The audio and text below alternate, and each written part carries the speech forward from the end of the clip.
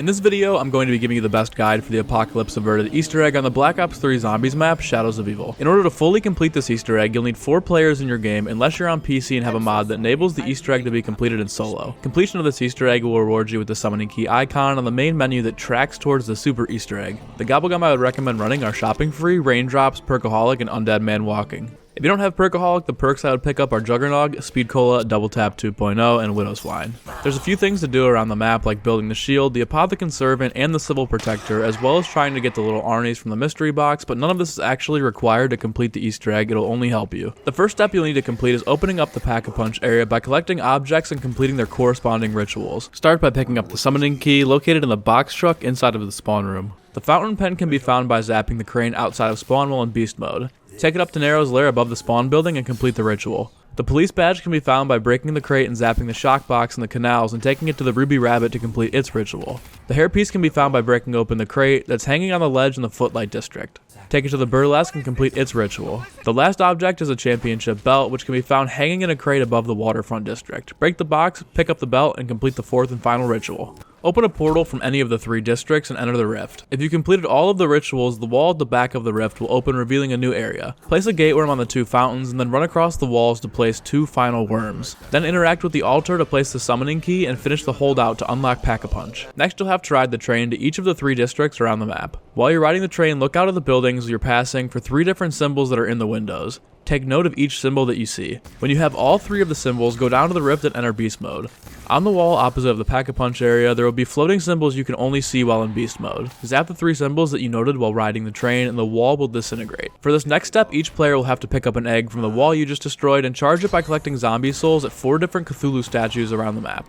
They'll be hidden inside of crates you have to smash while in beast mode, similar to the boxes you broke to find the objects for Pack-a-Punch. There's one directly in front of the wall that holds the eggs in the rift, there's one in the Footlight District, one in the Waterfront District, and one in the Canals District. Once you've charged your egg at each location, pick it up and take it to another. After the 4th statue, your egg will be fully charged. Then take it back to the rift where you picked it up and you'll be able to trade it for a sword. The next step requires each player to collect an Arch Ovum egg from a keeper located at their character's specific area. If you're Nero, pick up the egg from the Magician's Lair. If you're Jessica, pick up the egg from the Burlesque. If you're Floyd, pick up the egg from the Boxing Gym. And if you're Jackie, pick up the egg from the Ruby Rabbit. Once you have your Arch Ovum, each player will have to take it to 4 different blood circles. Each one can be found on the ground in front of the ritual areas around the map. Interacting with the circles will spawn 2 Margwods you'll have to kill in order to charge up your Ovum. You can only interact with 1 circle around, so make sure each player gets in a circle every single round, otherwise this step is going to take longer than it needs to. After the 4th blood circle is completed and the egg is fully charged, take it back to the ritual area where you picked it up from to collect the upgraded Keeper Sword. Each player will have to have an upgraded Keeper Sword before this next step, otherwise it won't work. Once each player has collected their sword, one player must go to Nero's lair and interact with the book that's on the floor by the bookcase. The book will float into the air and you can begin the next step.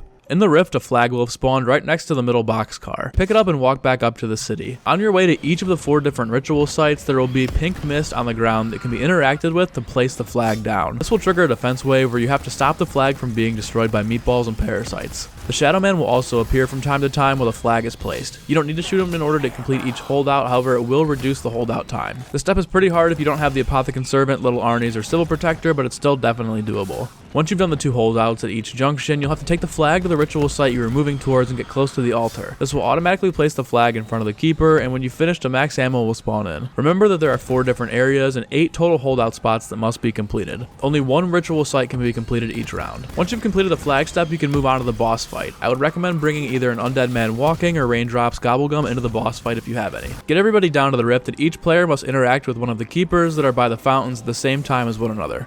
If done correctly, the keepers will emit red lasers pointing towards the Shadow Man, which will destroy his orb. Once the force field is down, shoot the Shadow Man as he teleports randomly around the Pack-a-Punch area. Continue to shoot him until he gets pushed above the altar. Once above the altar, one of your teammates has to interact with it to trap the Shadow Man inside of the summoning key. If you aren't able to trap him in time before he teleports back to his force field, simply activate the keepers and try again. Once the boss is completed, you'll have 1 final step. Only Margwods will spawn from here on out, and each player will need to kill one in order to get back into beast mode. During this time, your screen will flash every 30 seconds or so, and you'll have to run through one of the many white smoke balls that are scattered around the map to regenerate the cooldown so you don't get down. This will also need to be done if you're in beast mode, but the refresh rate will be much longer.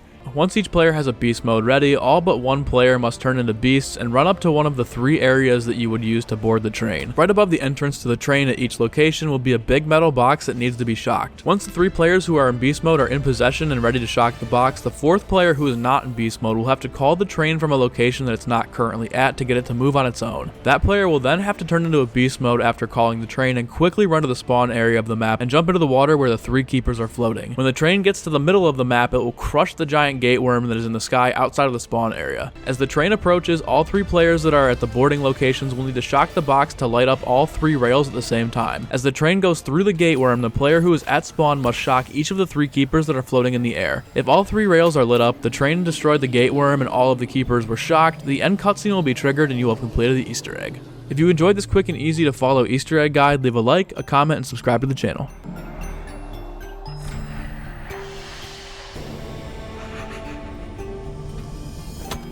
I'm so sorry. I really don't have time to explain. I have a universe to set right. Thank you and goodbye.